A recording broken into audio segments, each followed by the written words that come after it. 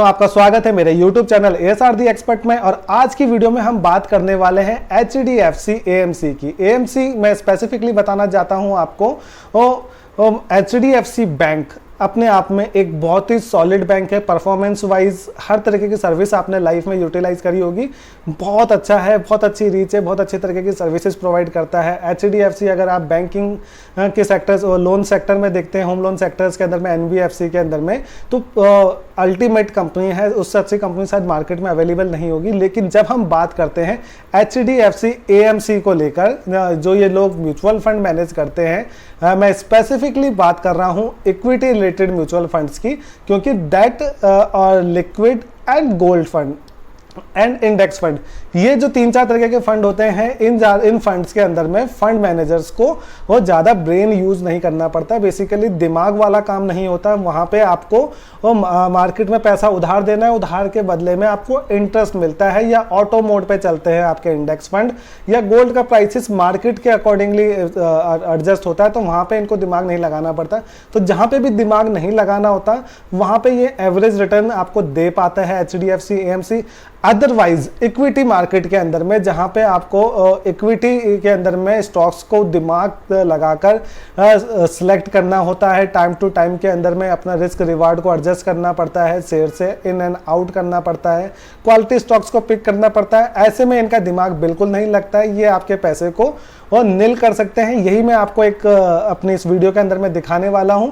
तो कुछ interesting facts आने वाले हैं, जिसको देखने के बाद अगर आपने HDFC AMC का कोई भी इक्विटी फंड ले रखा है तो उससे इमीडिएट लेवल पे लीव आउट कर जाइए, या आपके पास में HDFC का कोई भी फंड है तो इसको डेफिनेटली इस वीडियो को देखना बनता है। तो वीडियो को स्टार्ट करने से पहले एक छोटी सी रिक्वेस्ट, प्लीज चैनल को लाइक एंड सब्सक्राइब करना ना भूलें, और कोई भी तरीके का सवाल हो तो आप क्वेरी कर सकते हैं। मैं जनरली अपने मैक्सिमम क्वेश्चंस का आंसर करता हूं, शायद देर सवेर हो जाए, लेकिन डेफिनेटली आंसर करने की कोशिश करता हूं।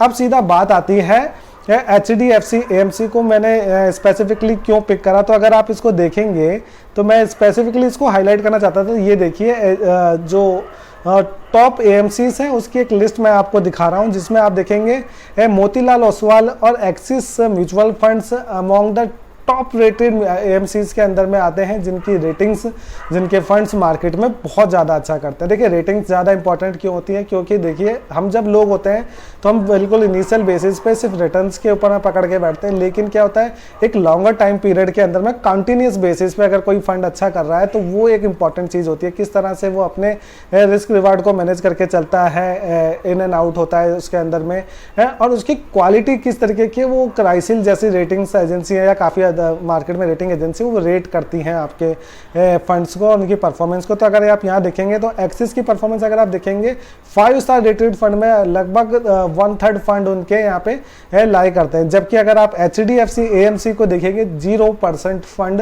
इनके 5 स्टार रेटिंग में आते हैं। 4 स्टार रेटिंग में 7.14% ही फंड इनके पहुंच पाते हैं।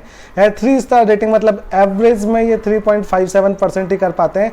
अब बात आती है 1 स्टार रेटिंग, मतलब सबसे घटिया फंड की परफॉर्मेंस दिलवाने के ऊपर में अगर इनकी परसेंटेज देखी जाए तो 65% के अराउंड में यहाँ पर है, और 25% की इनकी जो परफॉर्मेंस हो गई है ये आपकी आती है 2 स्टार रेटेड फंड्स के अंदर में। तो ओवरऑल 90% फंड जो इनके मार्केट में अवेलेबल है वो 1 स्टार या 2 स्टार रेटिंग के अंदर में चल रहे हैं, जहाँ पे आपका पैसा बिल्कुल इन्होंने नलीफाई कर दिया है।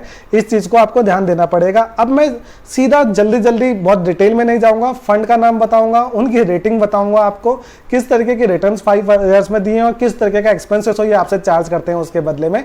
आप इस गेम को समझिए।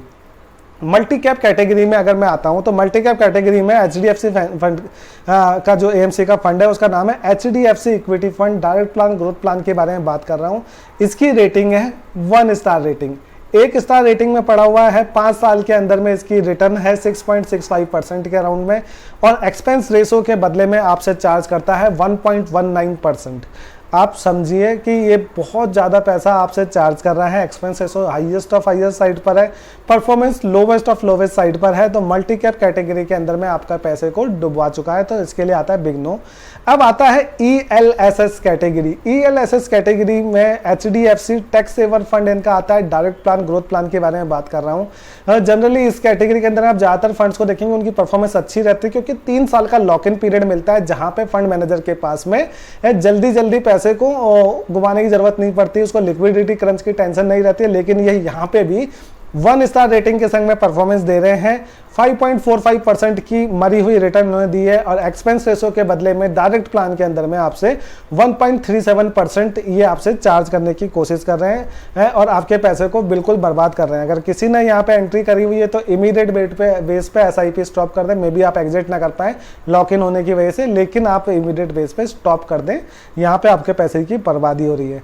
फिर इसके बाद में लार्ज कैप के अंदर में इनके एक प्लान आता है HDFC टॉप 100 प्लान। अगर इसकी बात करते हैं तो ये भी 1 स्टार रेटिंग फंड है। यहाँ पे 5 इयर्स की रिटर्न 7.20, लेकिन अगर आप इंपॉर्टेंट पॉइंट देखेंगे पिछले 1-2 साल के अंदर में नेगेटिव रिटर्न ही आपको मिलेगी। एक्सपेंस रेशो तो ऐसे मांग रहे हैं जैसे आपको पता नहीं कितने करोड़ गुना परसेंट रिटर्न दे रहे होंगे। 1.28% की एक्सपेंस रेशो है, इससे ज़्यादा एक्सपेंस रेशो शायद ही मार्केट में अवेलेबल होगी। इतना पैसा ये आपसे चार्ज करते हैं। देखो, एक बहुत ही सिंपल फंडा होता है फंड मैनेजर का, उसको पता है मैं जितने ज़्यादा लोगों को अपने प्लान को बेच पाऊँ तो मेरे को तो 1% मिलना ही मिलना है। अगर यहाँ पे 100 लोग आ गए और आज के दिन में हजार रुपये भी सबने लगाए, तो शाम के वक्त में 1% के हिसाब से उनके कितने पैसे बन जाएंगे, आप खुद सोचिए। तो उनका क्या होता है कि जितनी बड़ी एसेट अंडर मैनेजमेंट है, तो उसका 1% आप सीधा समझ सकते हैं कि इन्होंने चाहे आपको कमा के दे या ना दे, विदाउट गारंटी आपके पैसे का 1 से 1.25% ये कमा के ले जाते हैं। 100 लोगों से 100% इनकी कमाई हो जाती है। इस तरह से आप समझ सकते हैं कि इनकी कमाई का साधन कितना इंपॉर्टेंट है। अब इसके बाद में आता है इक्विटी का वैल्यू फंड। अगर जो वैल्यू फंड्स के अंदर में आते हैं, यहाँ पे थोड़ी सी परफॉर्मेंस अच्छी है इनकी औकात के हिसाब से, अगर कंपैरिजन के हिसाब से। HDFC capital builder value fund ये मैनेज करते हैं। इसमें 3 स्टार रेटिंग है। इनकी लाइफ का सबसे हाईएस्ट रेटेड फंड में से एक फंड है ये। 3 स्टार रेटिंग इसको मिल रही है। रिटर्न्स आप 8.33% की 5 इयर्स के अंदर में दे रहे हैं, और 1.17% का एक्सपेंस रेशो ये यहाँ पे भी आपसे चार्ज कर रहे हैं। मतलब फिक्स डिपॉजिट के बराबर की रिटर्न प्रोवाइड कर रहे हैं, और जो एक्सपेंस रेशो है वो आपसे 1.17% उसमें भी ले ले रहे हैं। तो 8.33% में 1.17% माइनस कर दीजिए, उसके बाद में इनकी परफॉर्मेंस को आप काउंट करिए, तो आपको दिखाई देगा 4-5% के अराउंड में ये रिटर्न्स आपको देते हैं। फिर उसके बाद आता है फोकस फंड। फोकस फंड में जहाँ पे आप बाकी कंपनीज के फोकस फंड की रिटर्न्स देखेंगे आपको फिनोमिनल दिखेगी, वहीं पे आप देखिए HDFC फोकस 30 फंड, मतलब टॉप 30 फंड्स का एक इन्होंने बुके बनाया है। रेटिंग इनको यहाँ पे भी मिलती है 1 स्टार रेटिंग 4.45%, 5 इयर्स में रिटर्न 1.75% की। ये इनको जो एक्सपेंस रेशो चार्ज कर रहे हैं, जो शायद मार्केट में इससे शायद ज़्यादा किसी भी फंड की अवेलेबल हो, और नेगेटिव रिटर्न्स है पिछले 3 साल के अंदर में। जो 4.45 है वो 5 इयर्स की परफॉर्मेंस में आता है। 1 साल 2 साल 3 साल के कैटेगरी में देखेंगे तो लगातार नेगेटिव रिटर्न दे रहा है। Banking and public sector rating, चलो ये तो डेट फंड है, यहाँ पे भी ये 1 स्टार रेटिंग लेके चल रहा है। 9% की रिटर्न दे रहा है, जबकि बाकी सारे फंड्स की रिटर्न कंपेरेटिवली बहुत ज़्यादा अच्छी है। और 0.36% यहाँ पे एक्सपेंस से थोड़ा लिमिटेड साइड में है, क्योंकि ये बैंक एक डेट फंड सॉरी इंक्लूड हो गया है इसकी लिस्ट में। अब बात आती है इक्विटी फंड की, जिसमें है small cap fund. Small cap fund से में परफॉर्मेंस थोड़ी सी अच्छी है, मतलब एवरेज साइड में ही गिना जाएगा। 3 स्टार रेटिंग है HDFC स्मॉल कैप की। ये जब स्मॉल कैप की गंगा बह रही है तब भी इनकी परफॉर्मेंस डाउन साइड में है। 5 साल में 10.81% के रिटर्न है, लेकिन एक्सपेंस रेशो यहाँ पे भी 0.92% के अराउंड में ये चार्ज कर रहे हैं। इसके बाद में अगर मैं सेक्टरियल के अंदर में जाऊँ, तो सेक्टरियल में इन्होंने सेक्टर कौन सा चूज करा फंड को लॉन्च करने के लिए? इंफ्रास्ट्रक्चर। जब से लॉन्च हुआ है तब से ही इसकी ये उल्टी दिशा चल रही है। HDFC इंफ्रास्ट्रक्चर फंड, फिर दोबारा से इनकी रेटिंग 1 स्टार की रेटिंग है, -4.84% की रिटर्न दे रहा है, और इसके बदले में आपसे बोल रहा है कि आपके फंड पैसे लगाने के लिए मुझे 2%, मतलब 1.94%, अप्रोक्सीमेटली 2% बोल सकते हैं, 2% आप देंगे, 2% का कमीशन लूंगा आपका पैसा लगाने के लिए। और लाइफ टाइम में कभी भी पॉजिटिव रिटर्न नहीं दी है इस फंड ने, लगातार नेगेटिव रिटर्न दे रहा है। कोई अगर गलती से भी इस फंड में इन्वेस्टेड है तो इमीडिएट बेस पे निकले, पता नहीं कैसे ये मार्केट में लाइव है। और पता नहीं कौन लोग हैं जो इसमें अभी भी इन्वेस्टेड है। अगर आप में से कोई है तो मैं आपकी पेन को फील कर सकता हूँ और इमीडिएट बेस पे रिक्वेस्ट करूँगा कि यहाँ से एग्जिट करें। इक्विटी के अंदर में एक मिड कैप फंड आ रहा है इनका, HDFC mid cap opportunity fund. यहाँ पे थोड़ी सी रिटर्न्स वही मैंने बताया एवरेज साइड में है, 3 स्टार रेटिंग फंड है। 9.88% की रिटर्न्स इसने 5 ईयर्स के प्रोफाइल में दी, लेकिन एक्सपेंसेस तो फिर दोबारा से 1.12% की हायर साइड पर है।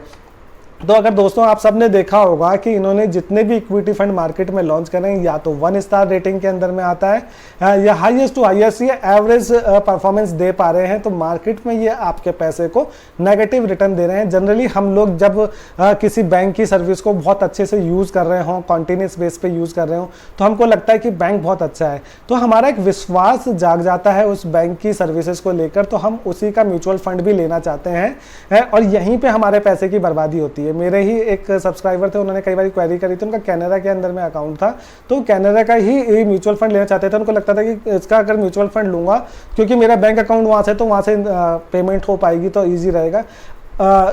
आज की तारीख में किसी भी बैंक से आप किसी भी एएमसी से फंड ले सकते हैं, और जो ये स्टैंडिंग इंस्ट्रक्शन होती है सिस्टमेटिक इन्वेस्टमेंट प्लान के लिए, सिप के लिए है, वो एक कुछ मिनटों का काम है जहाँ पे आपको इंस्ट्रक्शन अपने नेट बैंकिंग के थ्रू ऑन करनी पड़ती है या एएमसी के थ्रू रिक्वेस्ट इनिशिएट करनी पड़ती है। बहुत छोटा सा काम है, तो आप बैंक से स्टिक ना करें, क्योंकि इस तरीके से HDFC जो कंपनी है एएमसी, वो आपके पैसे को डुबाने का पूरा मादा रखती है।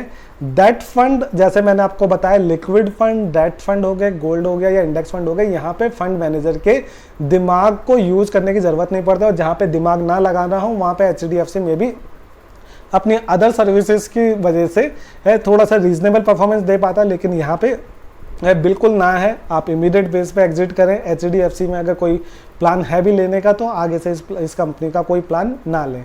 तो उम्मीद करता हूँ अगर आज की वीडियो अच्छी लगी हो तो प्लीज़ चैनल को